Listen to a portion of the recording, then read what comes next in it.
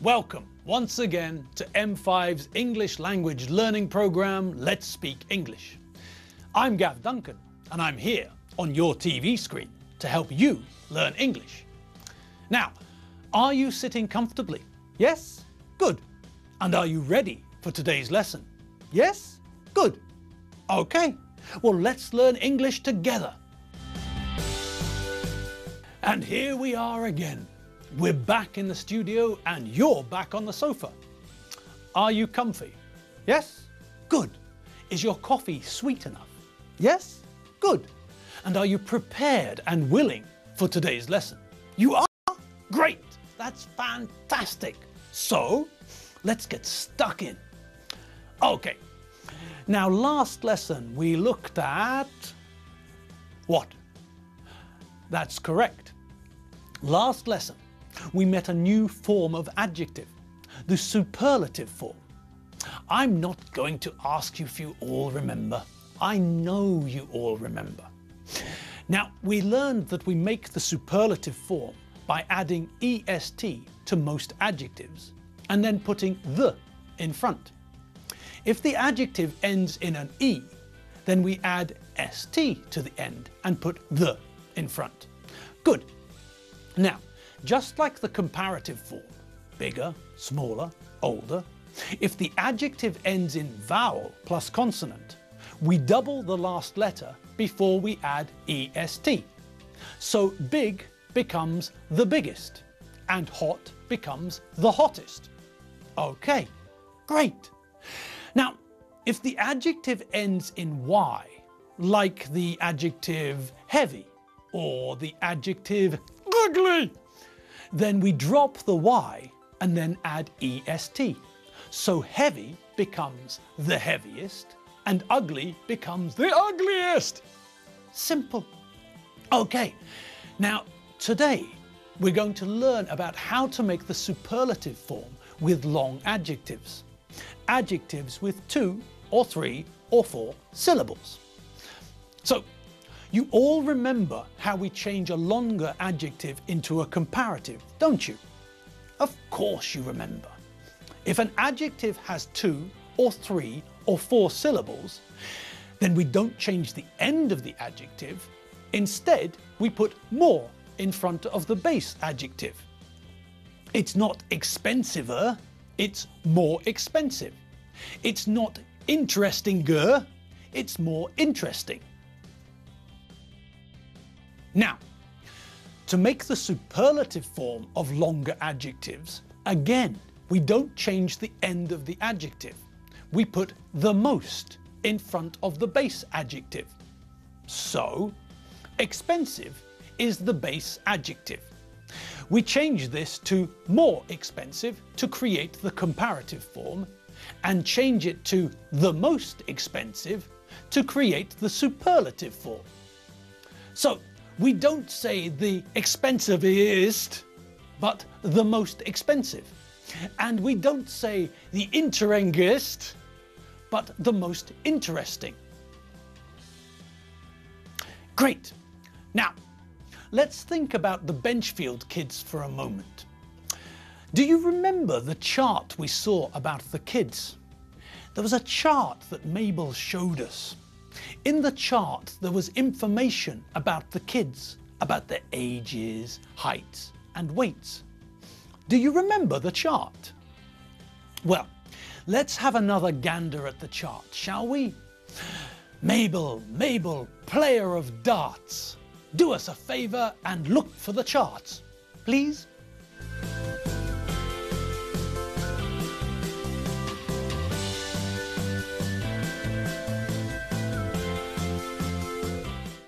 Okay, now let's practice using the superlative with the information in the table, shall we?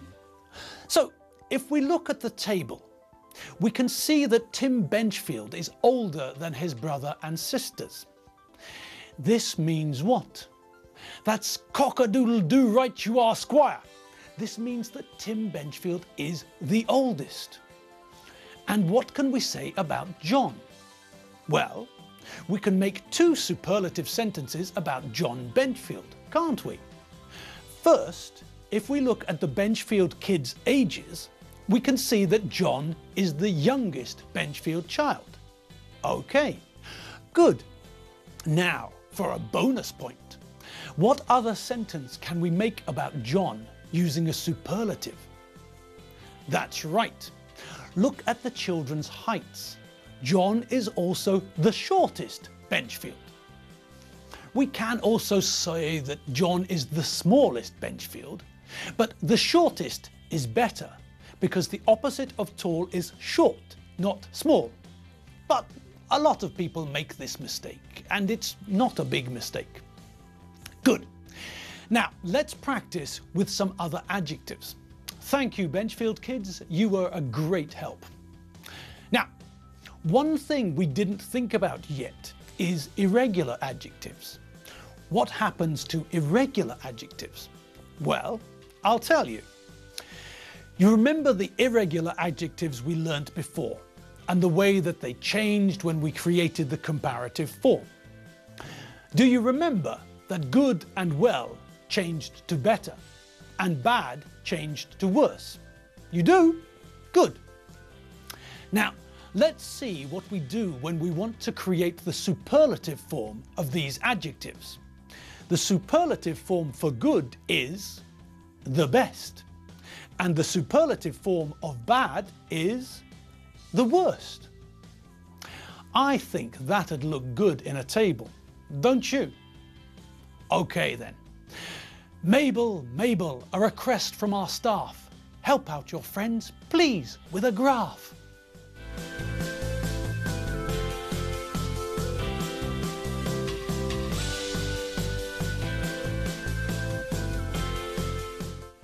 Thank you, Mabel.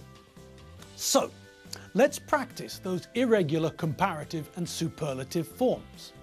Listen to the conversation between Gordon Taylor and Alfredo Benchfield. Oh my God! Alfredo, what did we drink last night? I can't remember. I think we drank everything. My head hurts. It feels like there's a Frenchman living in my head. We're really hungover. This is the worst hangover in the world. No, you're wrong, Alfredo. The hangover we had after Christmas Eve, that was the worst hangover in the world. Yes, you're right, Gordon. That hangover was worse than this hangover. That hangover was the worst hangover. And then there was the hangover we had after New Year's Eve. That was a bad hangover. True, true, but that hangover wasn't as bad as this hangover. No, I suppose you're right. That hangover was better than this hangover. But the hangover we had after Christmas was the worst hangover. Yes, I agree. The hangover we had after New Year's Eve was a bad hangover. And today's hangover is worse than the New Year's Eve hangover. But the worst hangover was the hangover we had after Christmas Eve. I agree. The hangover we had after New Year's Eve wasn't as bad as today's hangover, but the hangover we had after Christmas Eve was the worst hangover. That hangover was worse than the New Year's Eve hangover, and that hangover was worse than today's hangover too. Gordon, please, shut up! My head was painful, and now, when you keep banging on about hangovers, my head is more painful. Shut up, please! Okay, I'll shut up. Do you want another drink? Shut up! Oh dear. They're not having fun, are they? Blimey, those two never learn. Another hangover. They drink too much, I think. Okay, let's think about some animals.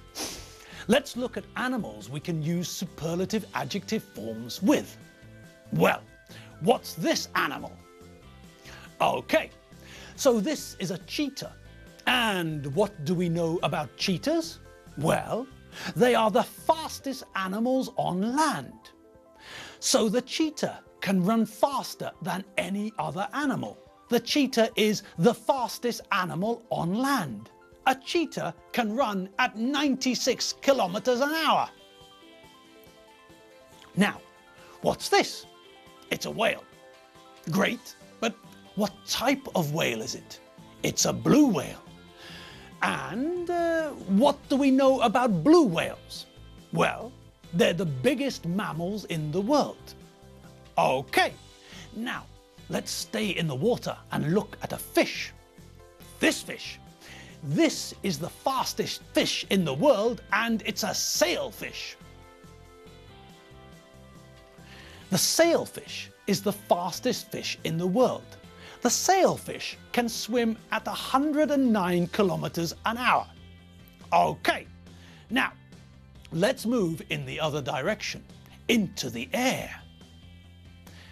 This is a peregrine falcon, the fastest bird on Earth. When a peregrine falcon attacks, it flies at 322 kilometers an hour. That speed makes it the fastest bird in the air. But also, the peregrine falcon is the fastest animal on Earth. Okay, that was fast. What about slow? Well, this is a sloth. Now, the sloth is the slowest animal in the world.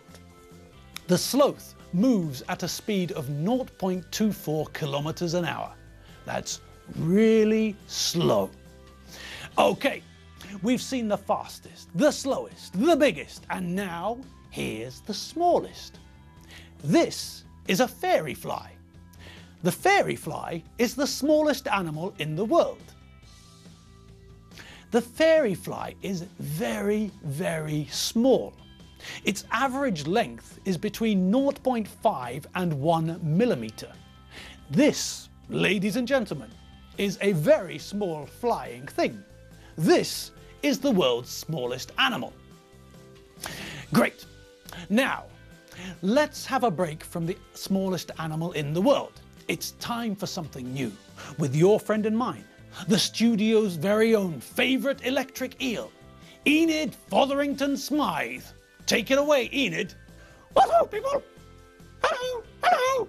Now, it's nice what Gav's been talking about. We all know that comparisons are very important. This champagne is better than that champagne, for example.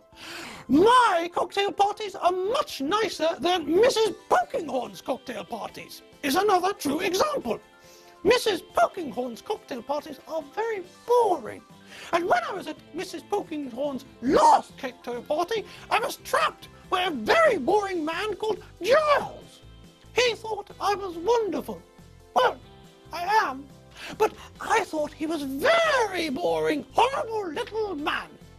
I wanted to get away from him, but I didn't want to insult him. So, what do you think I said? Well, there are a number of things we can say to excuse ourselves and get away from people. Here are a few of my favorites. You can say, "Oh, please excuse me. I need to ask our host something." You can also say, "Oh, please excuse me. I've finished my drink. I'd better get another one." You can say, "Excuse me, but do you know where the toilet is?" You can say, "Oh, I think it's time for us to mingle." Or you can use my favorite, "Oh, that's Rupert calling me. I must talk to him. Please excuse me." So, as you see, the most important thing is to be polite. Always say, "Excuse me," and then you can leave the person without appearing rude. "Oh, please excuse me. I have to dash. Toodaloo, pip pip, chitty bye." Oh, has she gone? I wanted to talk to her. Oh well, never mind. Okay, well, that's all the time we've got for today's lesson. We're out of time. Okay, well, I had fun today. I hope you had fun today too. I'm Gav Duncan, and this is M5's Let's Speak English. Don't forget to check out all the videos at www.m5tv.hu. See you next lesson. See you later. Bye.